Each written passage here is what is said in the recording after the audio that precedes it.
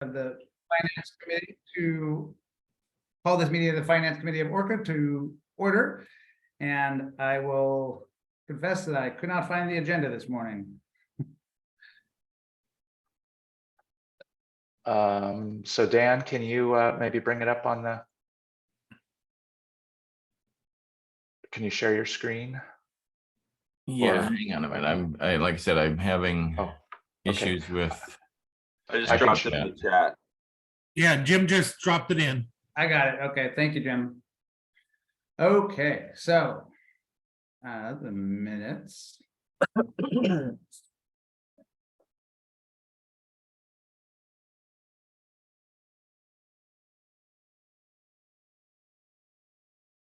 Did people have a chance to review the minutes? Mr. Chair, I move for approval of the minutes as presented. Second. All right, it's been moved and seconded to approve the minutes as presented. All in favor indicate by saying aye. Aye. Aye. All right. On to the finance report. Lynn with us. Good morning, all. How are y'all? Nice to see you. It's nice to see you. It's nice to hear you too, Lynn. You sound great. Oh, thank you. The volume will be acceptable this meeting. Thank you. I would just like to add that the approval of the agenda, did I miss that? Oh, no, I guess, yeah, yeah. Move to, can I get a motion to approve the agenda? I got one from Jim. Can I get a You second? got a second from me if you got one from Jim. All right, all in favor indicate by saying aye. His lips Aye. move. Aye. All right. Sorry, thank you for that. Yes. Okay, so I am going to share my screen for the third quarter financial report.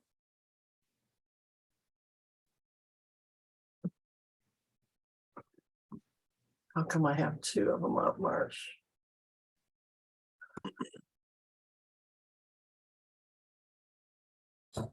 Can you all see that?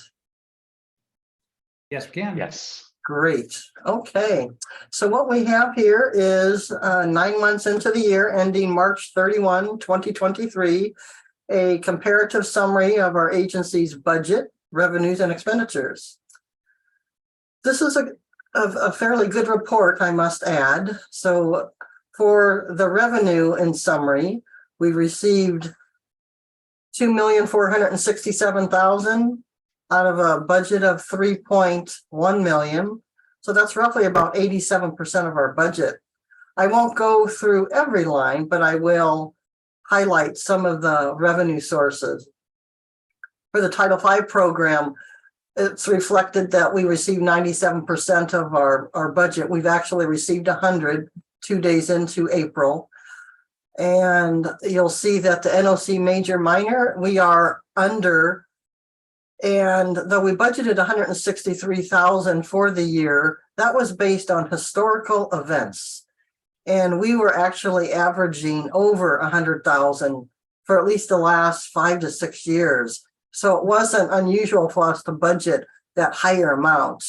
We still have obviously a quarter left in the fiscal year, and we'll likely be under budget. But again, that's a guess based on activity that we foresee with our sources, minor and for the NLC program. NOI, this is another program that is unusual. To receive 3,000 right off the bat pretty much in the fiscal year is unusual. But again, we don't have a crystal ball for these revenue sources. Annual registration, we've already exceeded. Assessments, we collected all of our required assessments from our municipalities. Really, they're moving on down the list of revenue sources.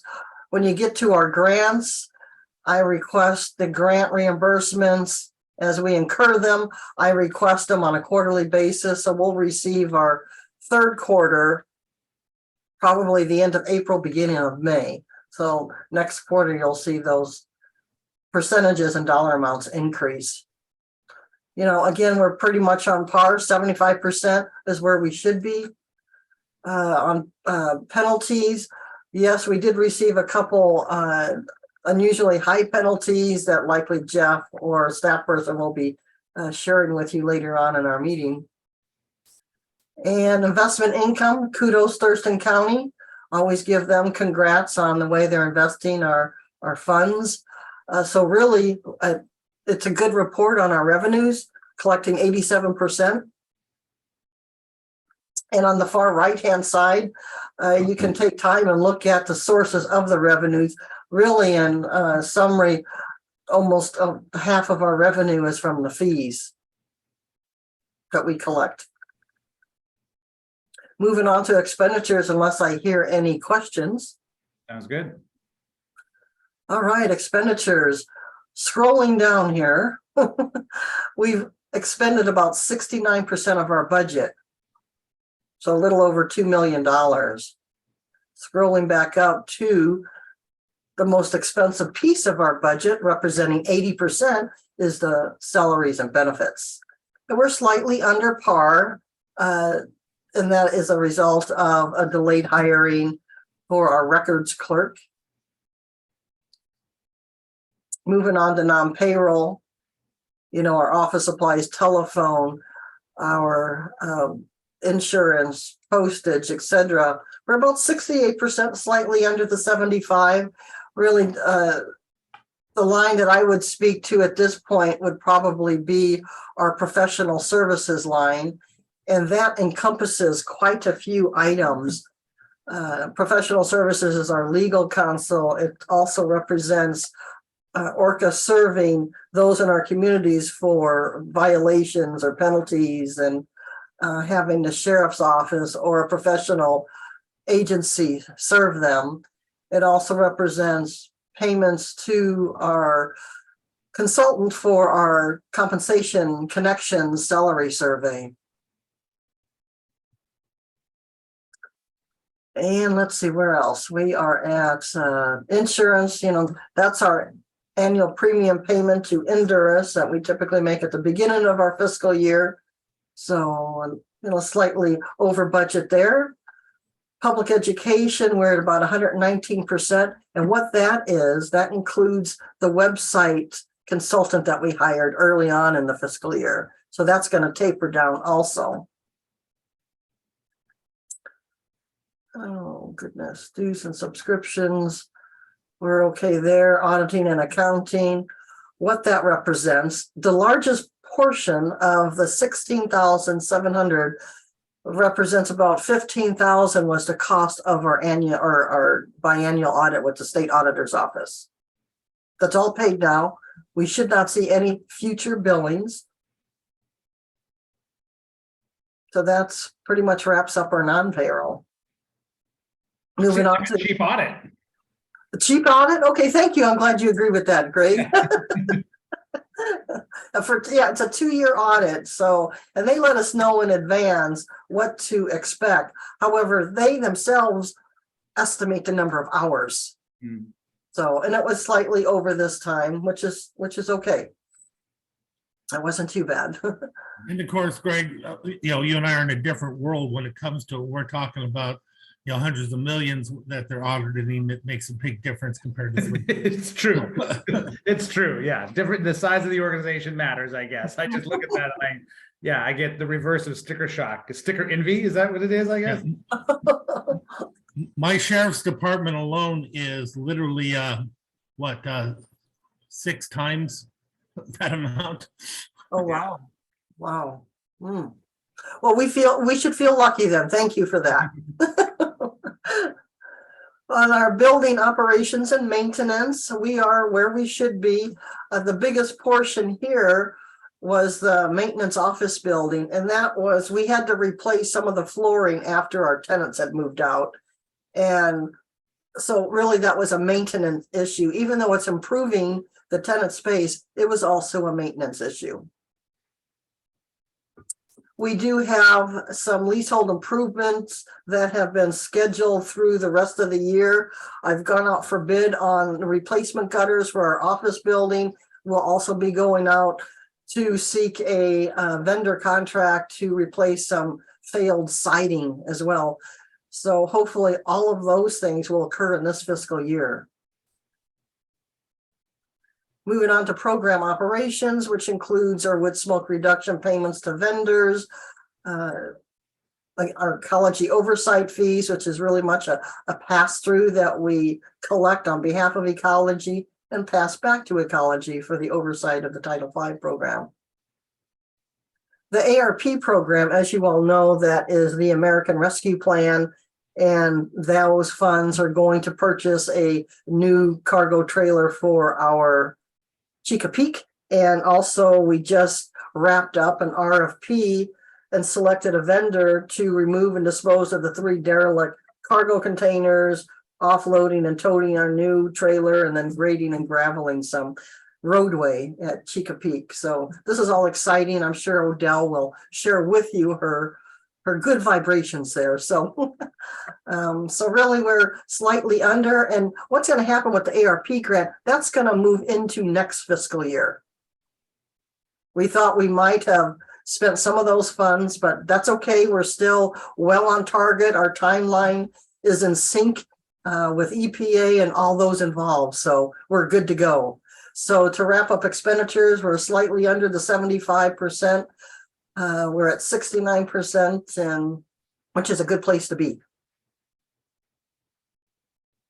The next page I'm going to take you to is our fund balance, and that will show you where I think we'll probably be at also year end. Is there any questions on this expenditure, revenue and expenditure sheet before moving on to the fund balance? Looks good. All right. So page 2, let me try to increase this some. So July 1, 2022, we started our fund balance with Thurston County Treasurer's Office, who holds our funds, with a little over $2 million. 9 months into the year, we've collected 2.4 million.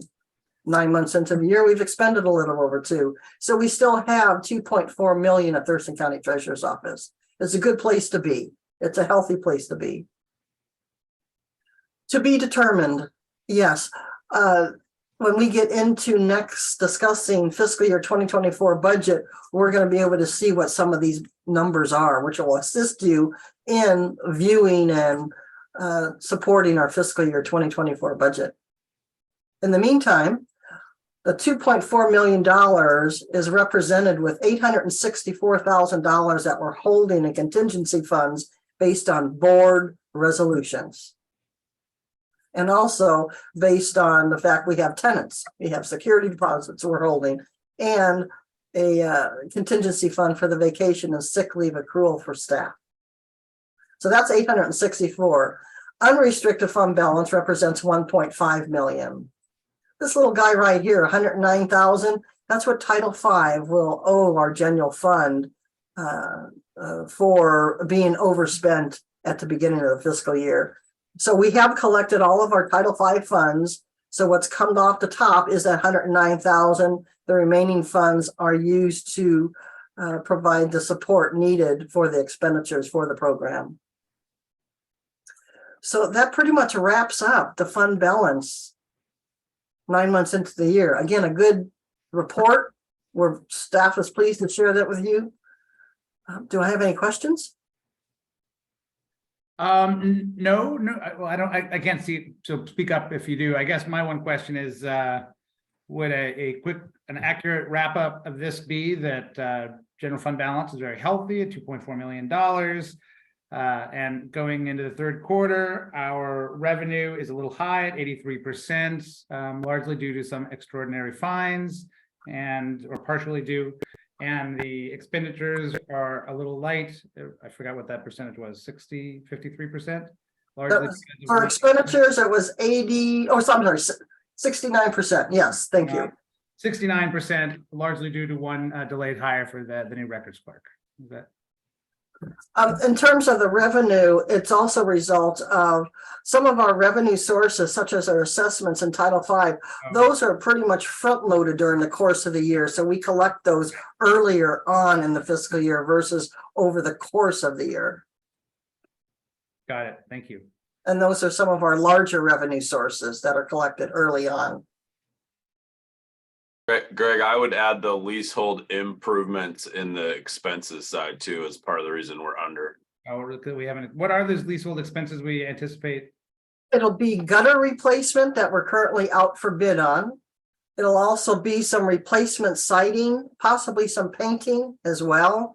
We also have on our list or radar is to replace the stolen cameras on the exterior of our building.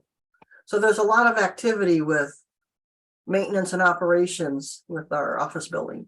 You get any Yeah, well, footage? and- Sorry, go ahead, Jeff. Well, we're doing there's some HVAC repair work that we're And doing as HVAC. well. Gotcha. Okay. Great. Thank you, guys. Just want to make sure I accurately represent this great information. All right. I will stop sharing my screen unless otherwise informed. Sounds Thank good. you. All right, here I am. Thank you. All right, now for the big stuff. Is this still you, Lynn, with the draft budget for 24? Yes, sir. So I was gonna have Dan Nelson share his screen, but I'm gonna go ahead and bring it up. Is that acceptable, Dan? However, Yeah, if you want to, you can. I'm gonna have to go get it. Sorry.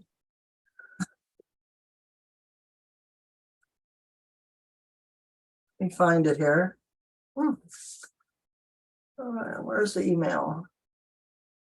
Do you want me to bring it up, Lynn? I've got it here. queued up. I can, Oh, good, because please, thank you.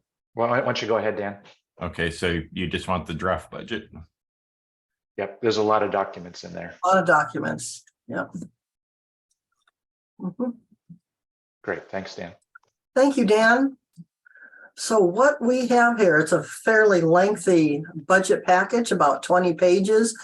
And it consists of the assumptions page, the revenue and appropriations, expenditures, our fund balance, salary options, maintenance and leasehold improvements. It also provides a history of the COLA and dependent coverage contributions that ORCAA has provided since 2014. It also includes a copy of the proposed new step structure and a number of pages on the new fee schedules that is part of the budget. And there's also the board resolutions relating to fee increases and assessment increases based upon the CPI. So just since we're proposing some of those in the budget, just wanted you to have those resolutions readily available in case you wanted to look at those. Because we just talked about it, I see all those leasehold improvements that we talked about in the 27,000 in the fiscal year 23 and the 24 budget. Is that because it'll all happen in fiscal year 24? Well, I think so, Lynn. We're see how much we can get done in this fiscal year. And as Lynn said, I think we can get the gutter and hopefully the siding done in fiscal year 23. But then there will certainly be additional things that we're working on in next fiscal year.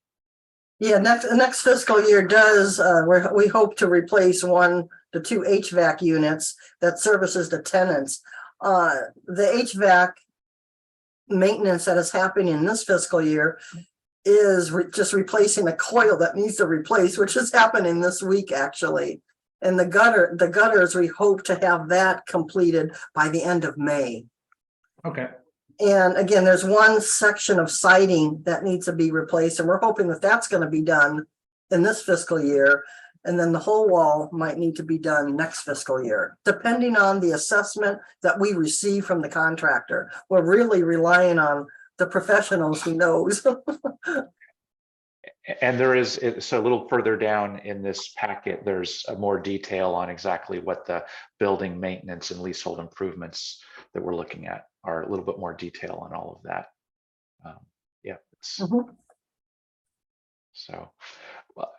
So should we start actually, rather than going now there, Lynn, do you want to start from the top and kind of work our way down through the assumptions? You bet, exactly. So we included a 2-page assumption page for you that describes, in brief, the budget package. We are applying the CPI for the year ending December 2022 with the 6.3%, and that's being applied to all the fee programs. And based on a resolution number 274, as identified in the first bullet there, we are exceeding the 3% base that is included in the resolution.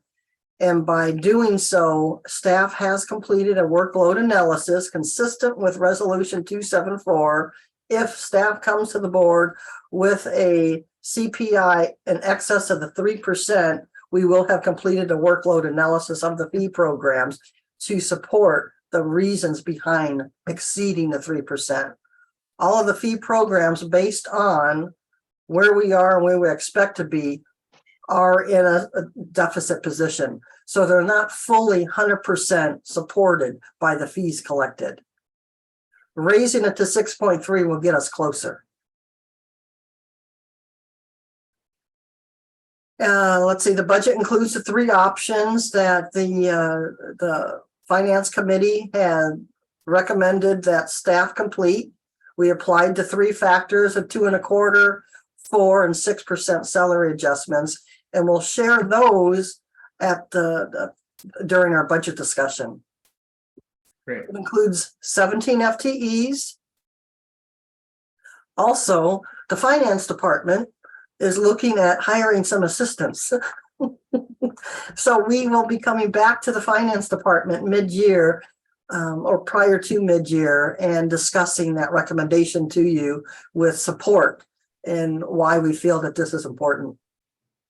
Yeah, and that's a high priority for me. I mean, I can certainly explain once we get back to this, or when we bring it back to the Finance Committee in the coming months, about why this is important and what we're looking to accomplish from this additional position. But as Lynn mentioned, it's really to provide additional support for Lynn, but to create additional capacity, additional redundancy in the agency for some of the fiscal responsibilities, working with our tenants, working with our buildings, additional grant capacity, things along those lines. Thank you, Jeff. Let's see. Also, our monitoring outdoor burning programs rely on our core funds that we receive directly from ecology. All of the options that we will be sharing with you all draw on our unreserved fund balance to support or balance the budget. We'll continue to set aside funds for most of the contingency and capital funds. The vacation sick leave, yes, that's a must. The database hardware, we have included some increases there. The monitoring office building, we have maintained their current contingency levels. Why? For office building, that's because we no longer have debt service on our building. So we're hoping to include the expenditures in each of the fiscal year's budget to support the 3 to 5 year forecast of projects and improvements we need to be making on our building. We're going to expense them right away. And the auditors also appreciate the fact that instead of saving these funds for unknowns, projects, it just makes better sense to include them in our ongoing budget each year. We're assuming 100% occupancy in our 7 of 9 rentals. Currently, we're using one of the smaller units as a wellness room. Staff appreciate that. They're thankful of it. And, depending on budget needs and requirements, we may have to turn back that into a rental, or hopefully we'll be able to maintain it as a wellness room. We have a second rental that staff are in a position of deciding how they want to better utilize that. We didn't have any takers on it when we advertised it. So we're looking at ways we can improve our current space for staff. And again, that may go, we may try to rent that again, but at this point, staff are looking at ways we can better utilize that space. It is hard space to rent. It's on the 2nd floor and no elevator here, but so other than that, our rentals are fully occupied, some of them with multi-year lease agreements, which is great. A summary of our revenue. Our revenues are projected to be a little over 3.1 million, about 9% higher than last year. The percentage of grants and fees and fines pretty much stayed the same. And there's not a lot of movement when there typically isn't. No major increases or decreases in our funding, like I just mentioned, for our grants.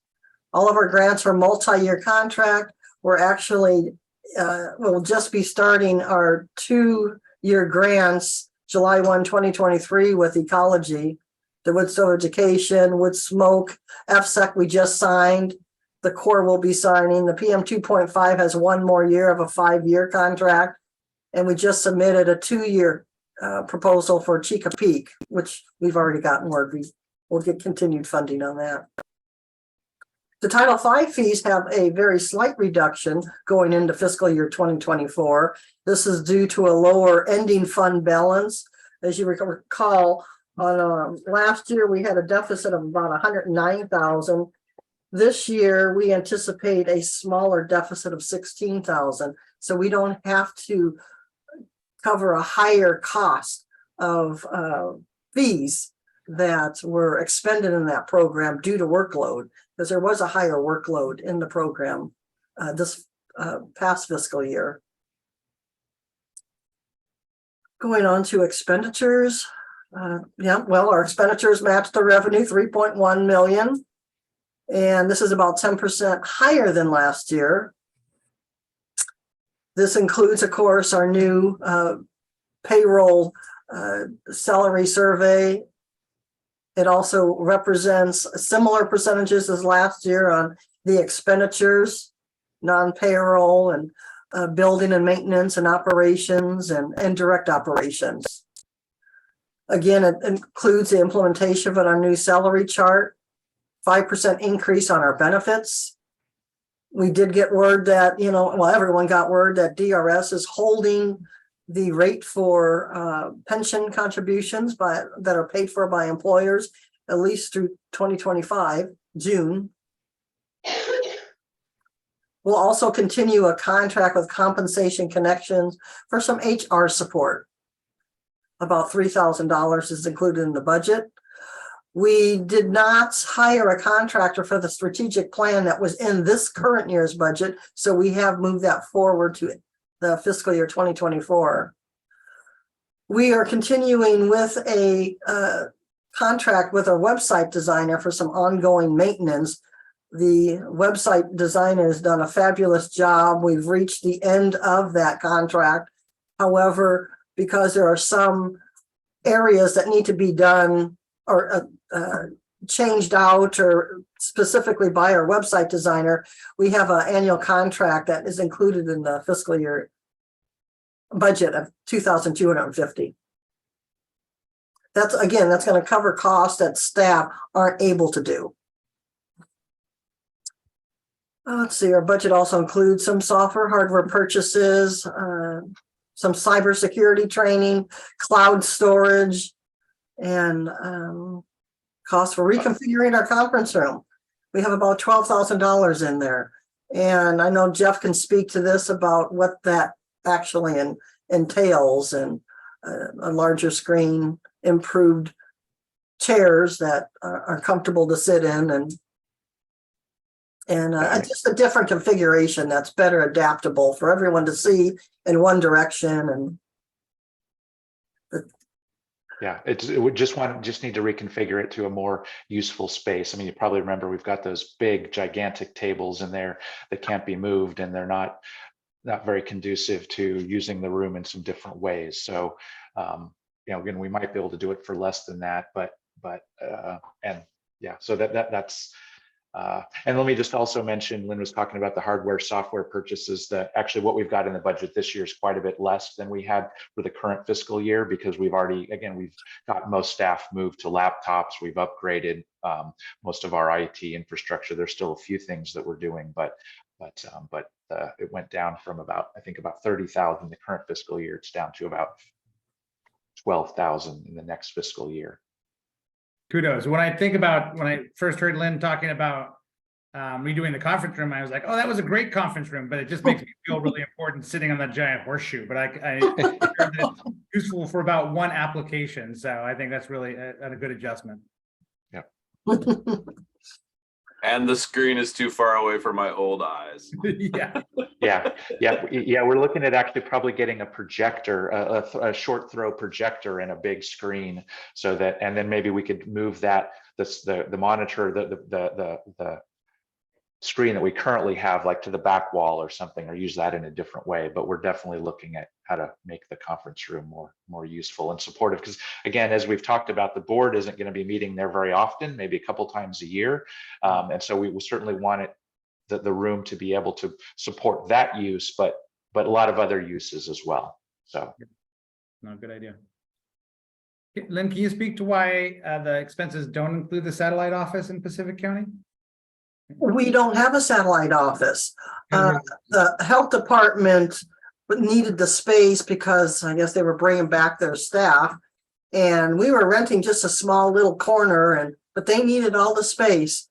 And so there was staff did look around the city, but they were not able to find space that was suitable.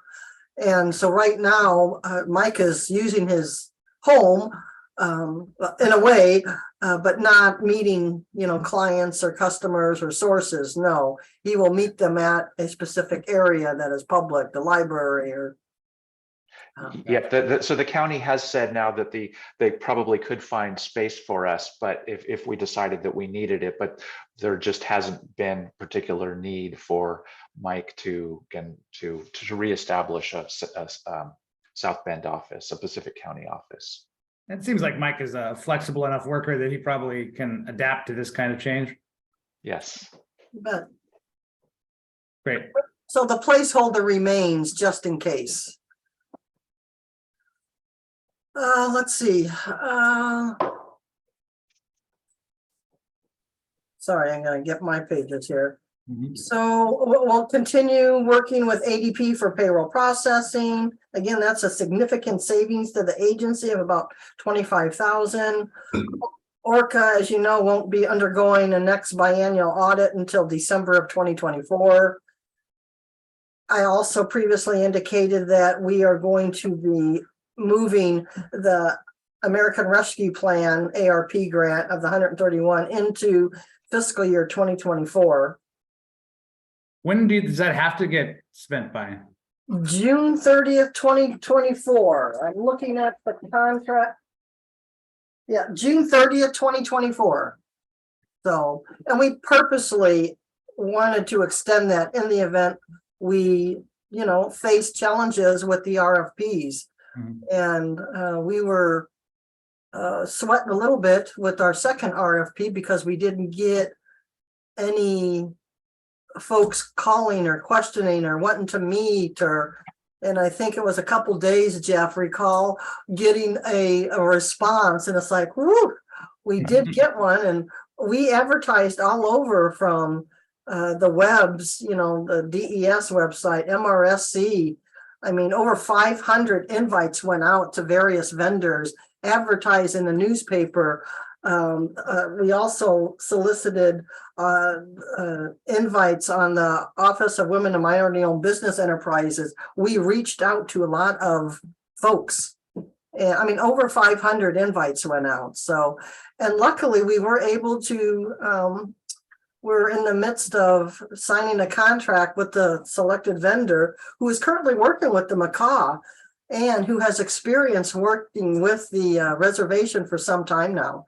So in public sector, so it really helps because there are a lot of intricate, behaviors that are going into this contract with prevailing wages, Davis-Bacon. There's a lot of federal requirements, a lot of layers. So we were fortunate there. So that's happening as we speak.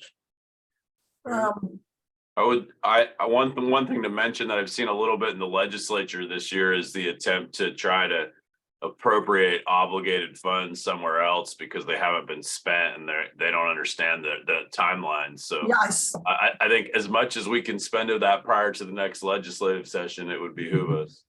Well, this is federal funding, not state funding. Right, like So this- no, that's what they're doing with federal ESSR funds from ARPA, like they're sweeping obligated funds from OSPI right now in the current budget because they don't understand it. So the timelines for those federal dollars, which actually have a whole nother year to expend, they only have to be obligated by 2024 in the federal law. right.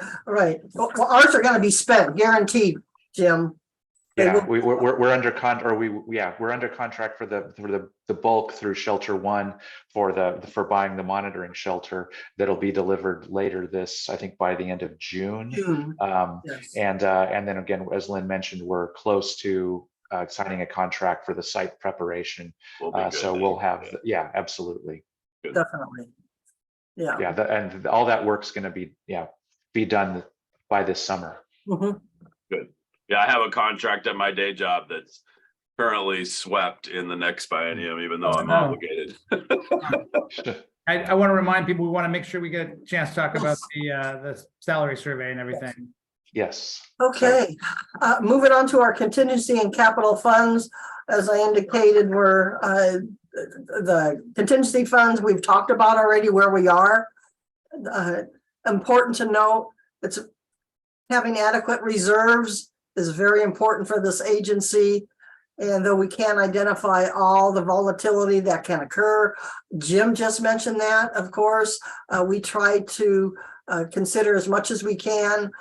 And the general fund set aside is equivalent to approximately 2 months of administration and operations.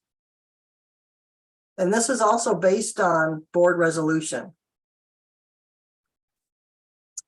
Okay, we can move on to our budget.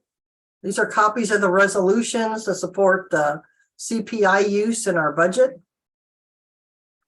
Okay, so I know it looks tiny, but maybe we can we increase that at all, Dan, or?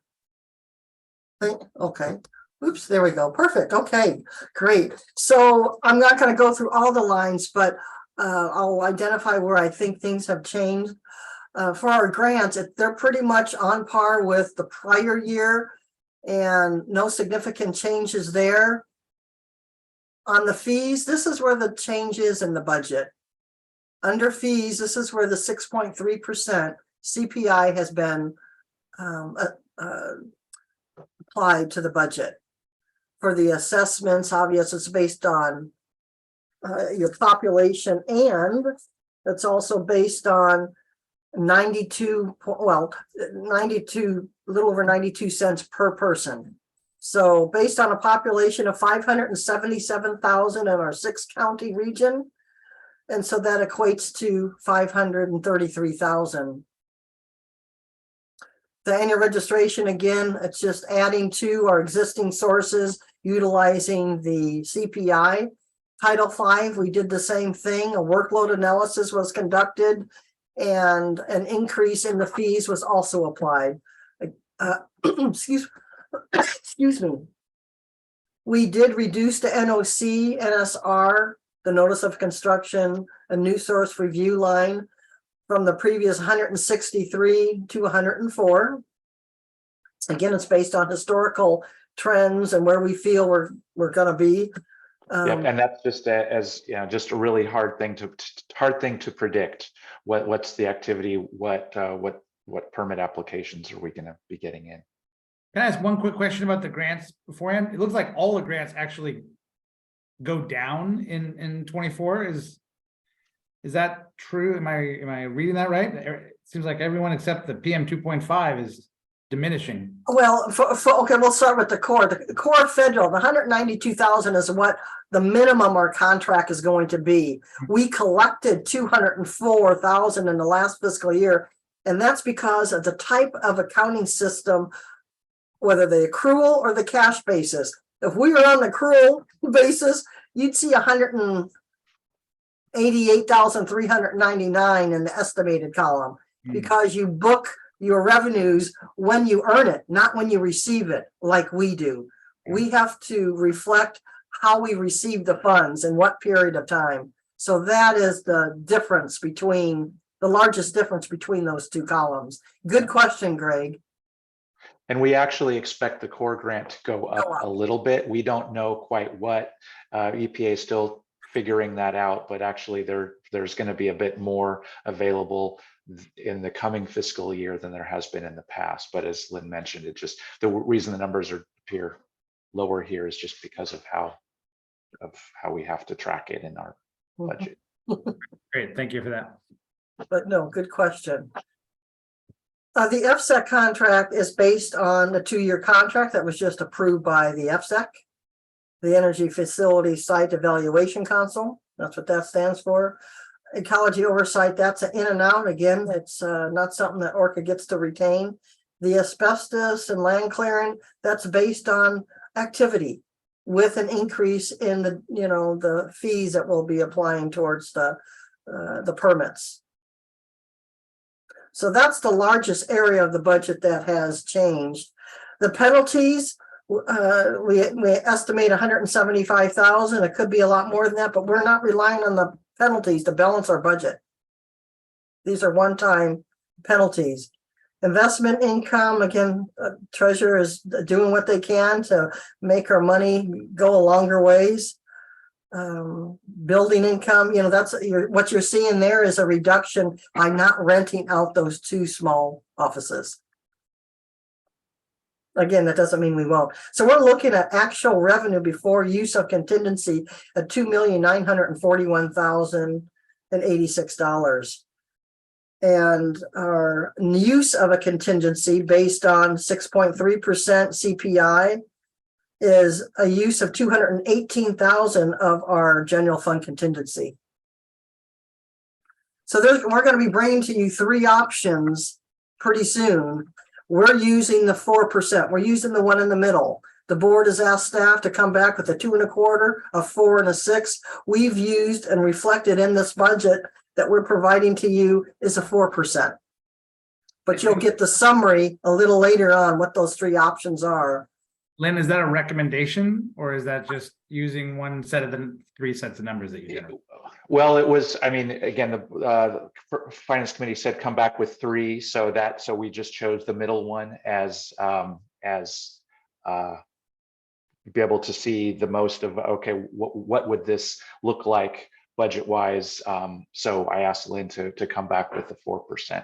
So is the goal in the regular meeting today to select which one of those? So when this draft budget comes in front of the whole board in the next month or so, it reflects that choice? No, that's this committee's, so that we're looking for direction from this committee on which of these options do we move forward. So Lynn, I think we need to pick up the pace a little bit so that we can have some conversation both about fees, the fee percentage, and then where do we want to land in terms of the salary adjustments, which of those options, so that we can then take that and further refine it for the May meeting. But we'd like to get some direction from this committee today.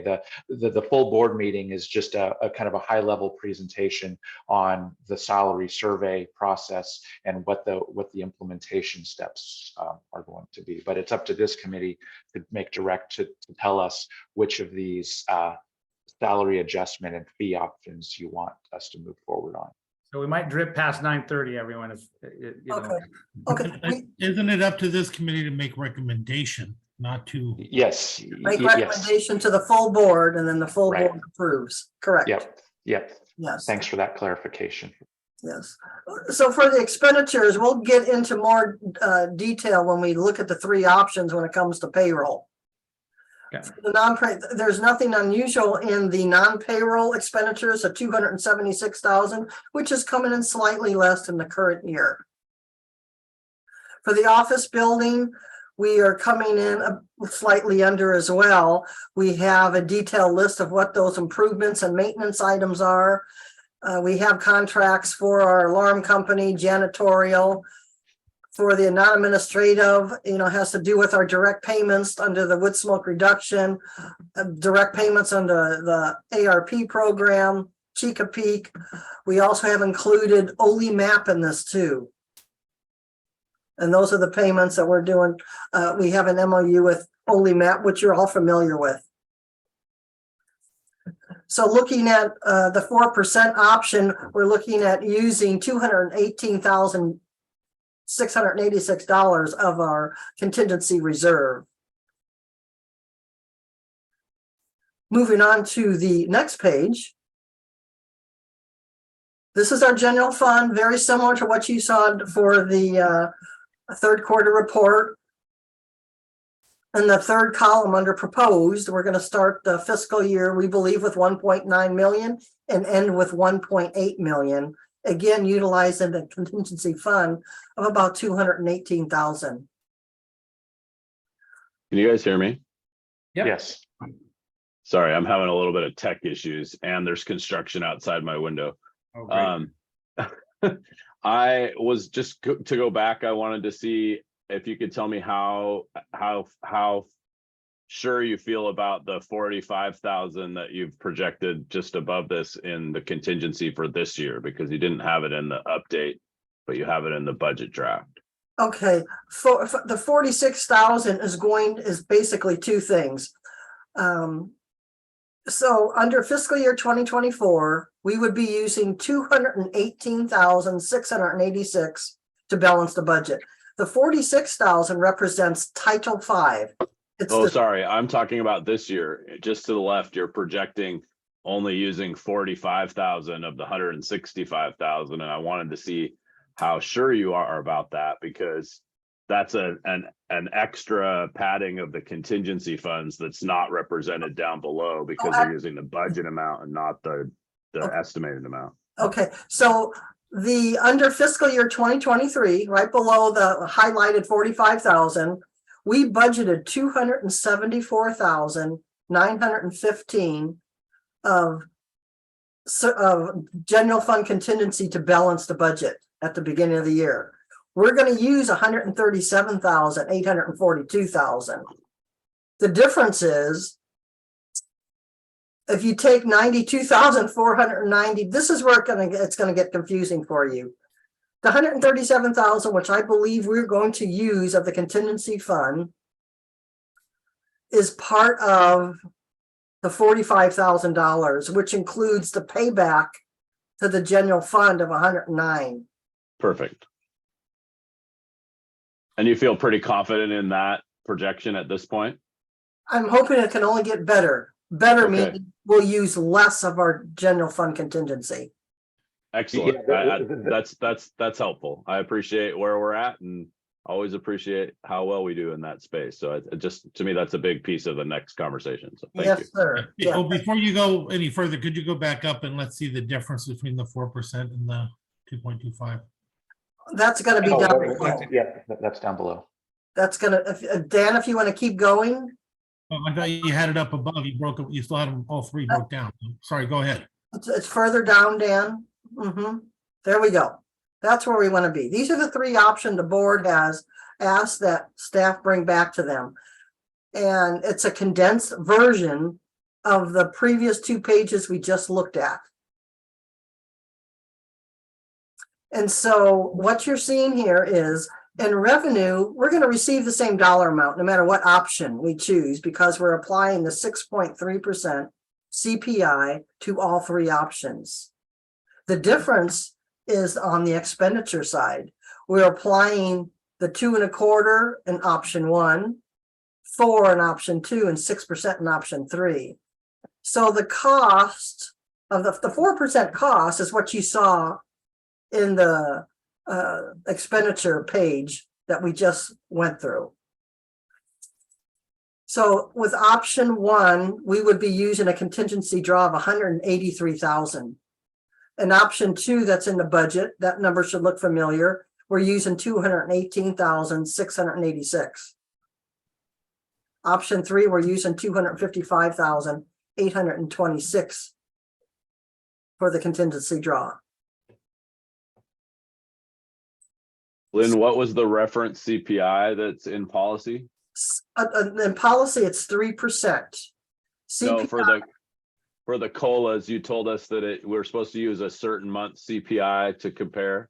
For ending the calendar year, December 2022 in this case. And what was that?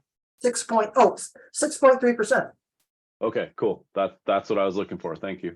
Yes. So none of these though are including a COLA on top of the the 2.25 or the 4 or the 6 though, right? These are. Sorry, the- different terminology. So these 2.25%, 4%, and 6% are the salary adjustments on, so on top of of moving to the new salary structure. So these are the cost of living increases or salary adjustments or whatever. Okay, the options. let me ask a question in a different way. So I'm positive here. You guys have no idea how serious this issue is right now, at least with Mason County and the actions they take. So please, I have to have this completely correct, okay? Yeah. If we're utilizing these as the idea for an increase in wages, is there also a COLA added aside? Okay, I'm glad to hear that, because if it was, I thought we were in a lot worse shape than Nope, there are, of different course. than what I told my commission, so. Nope, these are the salary increases that we're talking about. And so, I mean, there are, yes, so I'll. Plus the stop. step increases. I mean, that's a Yeah, separate. yes, No, exactly. step Step increases increases- is separate. Yeah, that's not an issue in Mason County at all. We get all that. But if there was an addition of a COLA on top of the increase. No. And I think we should talk, we're Better. talking about this as a salary adjustment, right? Is that the Yeah. vernacular we're all going to use? Okay, I can use that. That's, yeah. Because we were also talking about a salary spot adjustments as well. So I don't know what we're at with that. Well, that's so that's the implementation of the salary survey information. And so this does include, so before making these adjustments, this assumes moving to the new salary structure, which includes, as we talked about, so there were 5 positions that we were adjusting. So this is on top of. I got you. But I'm gonna need to know exactly what we're talking on the 5 positions, because that was a little surprised me when I thought we had 2 or 3. But go ahead, please. Sorry. Okay, so what you're seeing before you is the 3 options that we can use and include in the budget that the finance committee would like us to update. Currently, the budget includes option 2. And so what we're looking for is what the finance committee would like us to either update our current budget with another option or move forward with utilizing option 2 that's included in our budget. This is where the discussion with the finance committee Right. will now. And I think we'll just, I don't know, Jim, Randy, thoughts on this? I can see where I'm pretty sure I know where you're both going. So why don't you both make your pitches? Okay, Jim, you want to go first? You want me to? Go ahead, Randy. Okay, so this is a bigger issue than we might like to have. We have to get this one right, guys. So let me give you the pitch on why the lower amount. First of all, I'm going to point out that not just my position, but it's just simple math. Our salary survey was blow-weighted using the highest of the high for all of our regions and our counties. We took the highest part and then we extrapolated out with the private sector in the highest part, and that's where we came with our numbers. So if we did a salary survey of our regions and stuff like that, there's no way there'd be even a comparison between them. Number one. Number two, here at my county, just so you know, we are through with most all of our union negotiations, including 14th Street units and the like. And we are doing between 1.75 and 2.25. I expect that my law enforcement is going to be closer to 3, but that's the way it always goes. And they will be the number 1 by far highest paid of all of my comparables. Okay, so understand that when we're talking about doing that. We are absolutely, if you don't recognize it, we are on the verge of recession, whether we like to admit it or not. You have the yields on the T-bills inverted. Whenever that happens, you have a year before the recession hits. Right now, you can get much more interest on a 90-day T-bill than you can on a 10-year. not realistic, but that's where we're at. And there's a reason for that. There's a meaning behind that. Just like my REIT funds, my real estate excise tax are dropping right now through the bottom, which shows that the home sales, remember, I'm a realtor also. So I already knew this, but it shows differently when I start looking at the numbers, the huge percentage of drop on home sales that is starting to occur. With that being said, we need to be realistic on how we're doing this. If we're going to do a spot adjustment to get these other ones up there, that is when we were talking about doing just a step and a spot adjustment, that put us into the 50th percentile, which again, a 50th percentile of a below-weighted salary survey is a great place to be. I know there was the comment of getting it up to 75. I can assure you the consequence of that is something I really want to discuss in the meeting because I know where we're going with it, but it would have to be an action of the Board of County Commission. The savings difference alone, we're looking at our deficit. The difference is this would bring down the shortfall by 35,000 to stay within a realm that is realistic. By doing this, if we do the 2.25 and we do these spot adjustments, we're going to be well above the 50th percentile. Why are we doing things that are way above that when, again, you're only doing a salary survey of a small area that is the highest paying of all the areas we have here? We just did what did we do the last one? Was it a 5% increase? It was last year? Last year was 4%. 4%. Well, when we did 1.75. So you can see where I'm going with that when it comes to my county. And again, we all recognize that we represent our counties on these boards as well as the ORCAA. And I have to justify these things. The last time, even though I fought against it in our committees, I had to go and defend it against our commission because I think we do a great job. I wasn't happy with the thing, but the truth of the matter is, it was a small issue in a big world. But as they start to go back to back on them, and I can't justify them, and I always tell them the truth of what I think. There's a lot here that I see that is an issue. So I would hope that you will take the time to understand again that 50 percentile and being above 50 percentile is a great place to be in salary survey of just that local area. The common thing that's happening right now is 1.75 to 2.25 in my county, including 4 Teamsters unions who have already signed, by the way. And the recession that is coming in about us right now, and the $35,000 that we will not be running backwards if we keep it at 2.25 with the spot adjustments. I'm not speaking against that yet. I might want to speak against 1 or 2. I don't know yet because I haven't heard what they are, or I may not, because you know how I feel about the finance and stuff like that. You can't find them. So you have to be a little above in order to keep them. So that's my spiel, guys. All right. Thank you, Randy. That was well considered and well argued. Jim, tell us about 6%. Actually, let me tell you about 5 because that's where I am. Okay. So what I'm looking at is the state employees are getting 4, the city employees are getting 5 generally this year. Law enforcement contracts up and down I-5 are in the process of getting anywhere between 9 and 13 over a 2-year period. And I believe that the work that we've done in the salary survey does get us right up to that 50 percentile, and that we need to maintain as close as CPI as we possibly can to make sure we aren't more behind in the future salary survey. 6% is a little bit untenable to me. And so I zero in on 5, but I would be fine with 4 if, you know, depending on what the recommendation of Jeff and the staff is.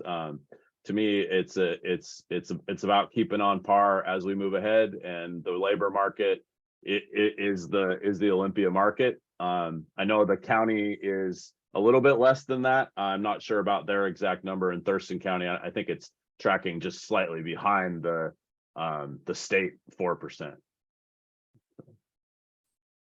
All right, I'll give you guys my first impression, and then maybe we can hear if staff has any response to this or recommendations, because this is, you know, as Randy says, this is important, and you know, I also try to take my meager understanding of macroeconomic indicators as well as when we're going through this. I mean, counties are always a little bit behind other agencies, and that's, my biggest experience in budgeting is in counties. And I just know that it's costing us an incredible amount of capacity losing staff right now. So I guess I'd be more inclined to err on the side of generosity to preserve the institutional knowledge that we have. I think that that's really important. I guess I probably would go out of consideration for Randy's arguments that I think are real, and I don't want this inflation and recession cycle that we're in is really scary to me. But I would say that 4% looks reasonable. I think going 2.25% when we increase the fees 6%, 6.3% is a little bit inconsistent when we're charging the public closer to the CPI, and then we are not turning around when we know that our biggest budget line item is salaries, and reflecting that on the other side of the line. So I would probably lean to option 2, the 4% plus the steps. But Lynn, Jeff, do you have any recommendations or responses? Well, I guess, so I'll jump in. I mean, my recommendation is for 4%. I want to echo what Jim said, is that the salary survey that we've done and the steps that we're taking to implement that get us right at the 50th percentile. So, and I think that the reason, I mean, we were, again, a little bit below that currently, but through making the adjustments that we're making, we're getting right on the 50th percentile. And so, and I think the reason we weren't further behind was because, as shown, because the agency has made adjustments based upon CPI where possible. And so, and I agree with Jim that I think if we don't try to keep up with CPI, then we'll just, the next time we do a salary survey, we'll be further behind. And it is, so I would recommend the 4% for a lot of the reasons that have been stated. And it does, I mean, I understand, I mean, so Randy, the $35,000 difference that you're talking about, I mean, is certainly important.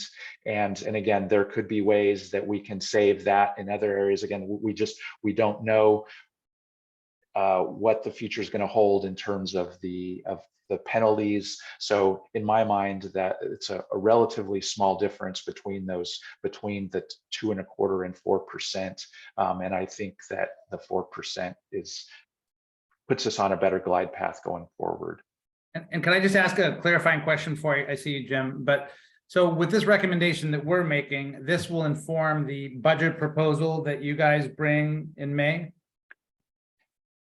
And when we discuss the salary survey in the general ORCAA meeting today, we're really just talking about the bringing us up to the 50% and not those things. Yes, exactly. And I mean, we could just also say that then what the finance committee is looking at is putting together a budget that looks at some different options in terms of salary adjustments from that.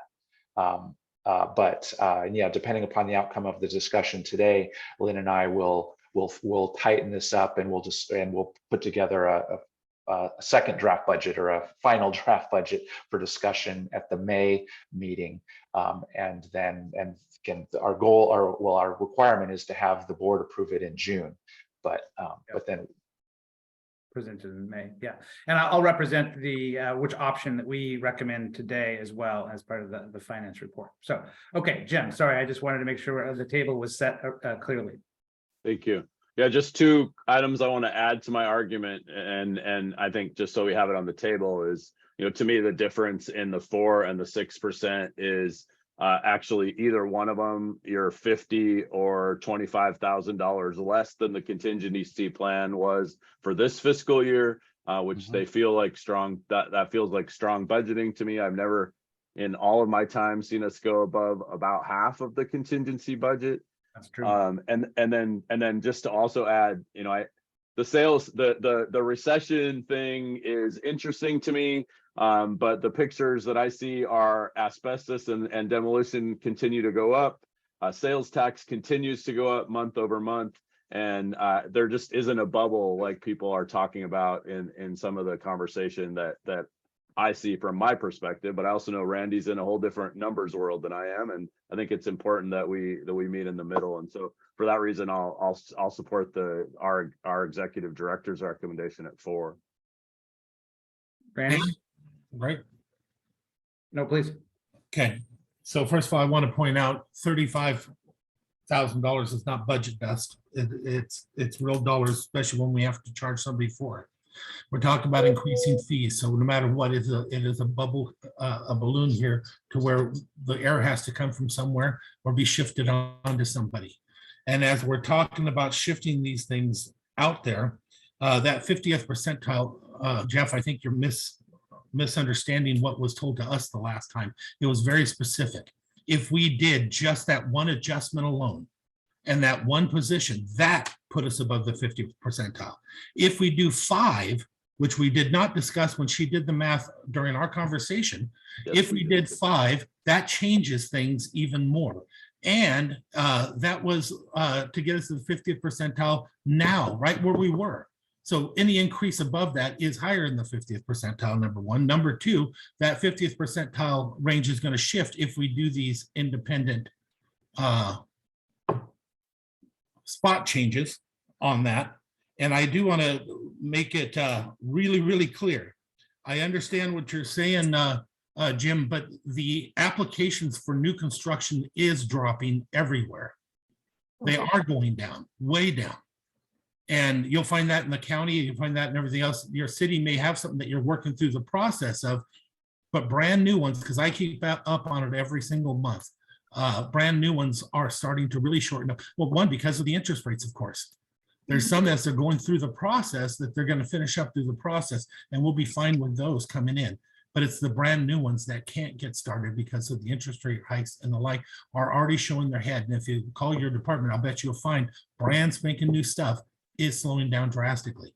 We're just working through the processes of the ones for the last several months. That's true, Randy, but it's also true that it was an incredible spike the last couple of years as well. So you could argue that it's, you know, right sizing more than a recession.